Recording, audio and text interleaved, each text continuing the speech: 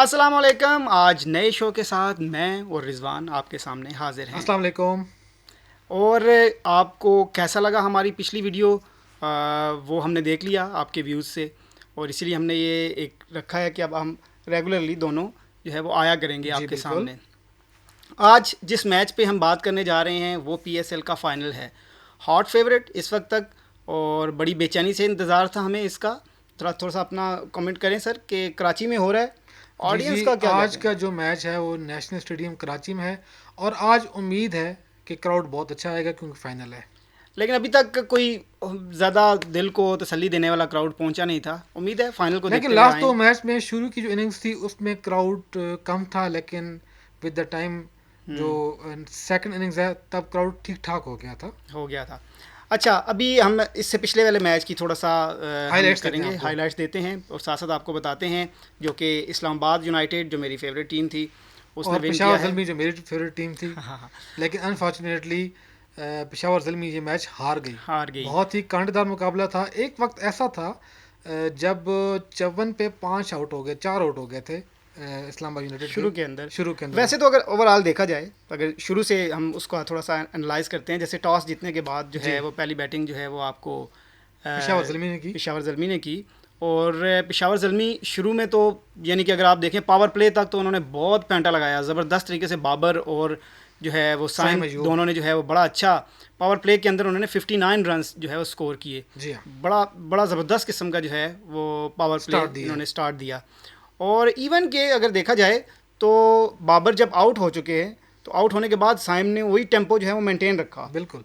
और असल में जो पेशावर ज़ल्मी की जो ओपनिंग पेयर है, इसका कंपैरेटिवली जो बाकी तमाम टीम्स हैं उनसे अगर मुवाजना किया जाए तो इनकी 600 से ऊपर रन हैं दोनों के 10 से 11 मैचेस के अंदर। और बाबर आजम का एक रिकॉर्ड है कि पावर प्ले में अभी तक ये किसी से आउट नहीं हुआ।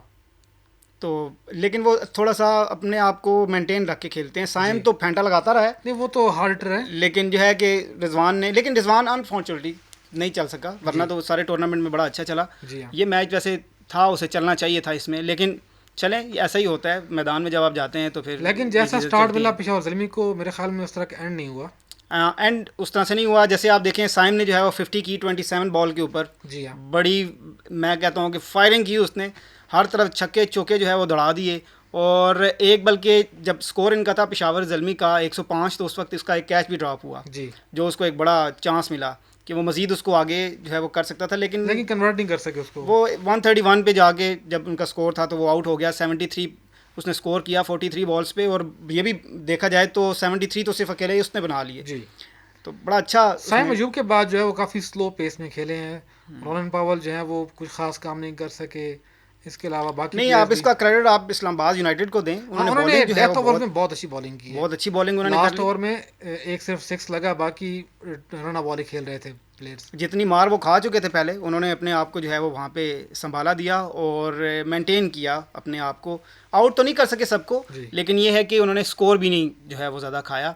उसमें अगर आप देखें तो नसीम शाह ने जो है वो 3 विकेटें ली 30 जी, रन दे के। इकॉनमी उनकी जो थी वो 7.5 थी। साथ अगर बहुत देखा अच्छी जाए उसको बॉलिंग की। सही जो साथ बॉलिंग करवाई है तो वो साथ इमाद वसीम ने जी बॉलिंग जी, बड़ी अच्छी करवाई। उसने 23 रन दिए सिर्फ।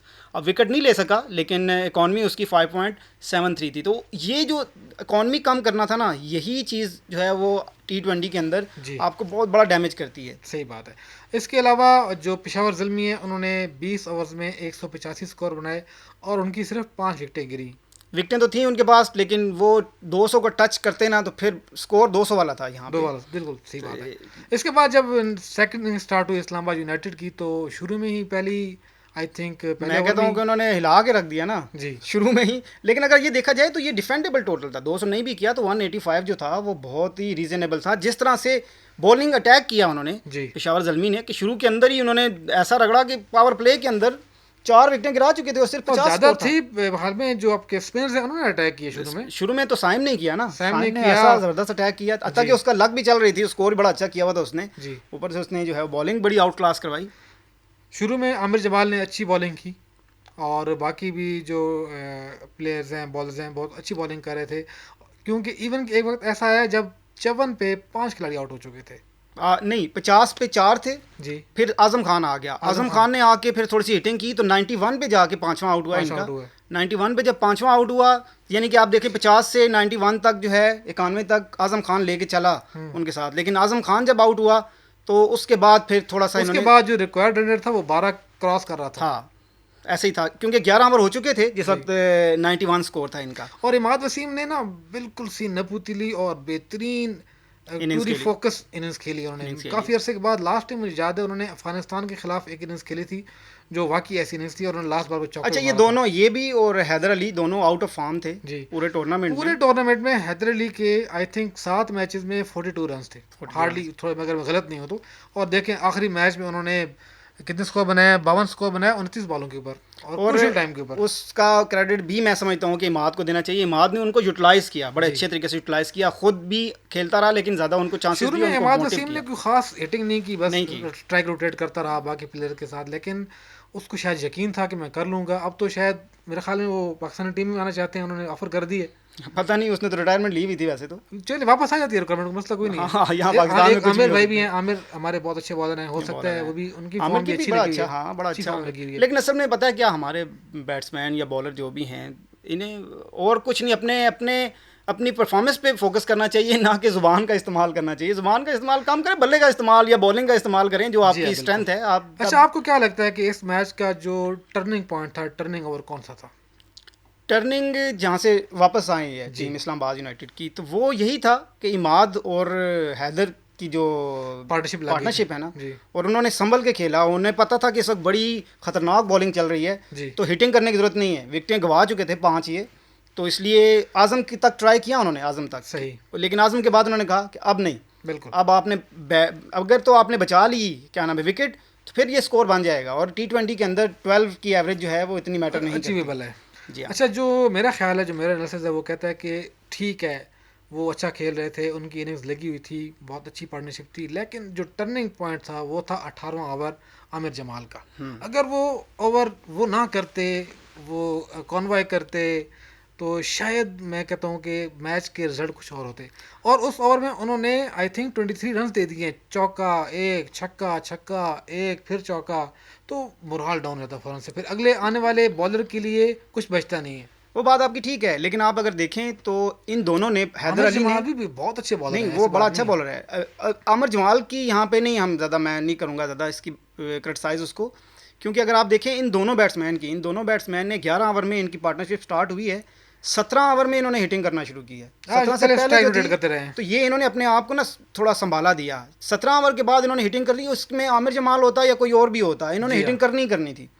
और आमिर जमाल बड़ा ज़बरदस्त उसका टूर्नामेंट रहा है ये, और बड़ा अच्छा वो प्ले बहुत किया अच्छा उसने, ऑलराउंडर है लेकिन माशाल्लाह वो। बस मार पड़ गई उसको। जी जी, तो पड़ गई, जिसको पड़ जाए कोई मार कोई तो दिन होता है, किसी का कोई नहीं हाँ, होता। ऐसा ही है। और इस्लामाबाद यूनाइटेड ने ये टारगेट 185 का 19 ओवर में कर लिया, हाँ, एक ओवर पहले ही पूरा कर ये लिया। बहुत बड़ी बात है कि लास्ट ओवर में ये नहीं लेकर गए, लेकिन फोकस थे। शुरू में, या शुरू क्या एंड तक भी अगर आप देखें तो यही लग रहा था कि पेशावर ज़ल्मी जो है जी। वो विन कर जाएगी। अच्छा, एक लेकिन और बात भी है मेरे ख्याल में, बाबर आजम, विराट कोहली और केन विलियमसन की ना ये कोई बैड लक चल रही है, कोई बड़ा इवेंट ये नहीं जीत सके अभी तक मेरे ख्याल में।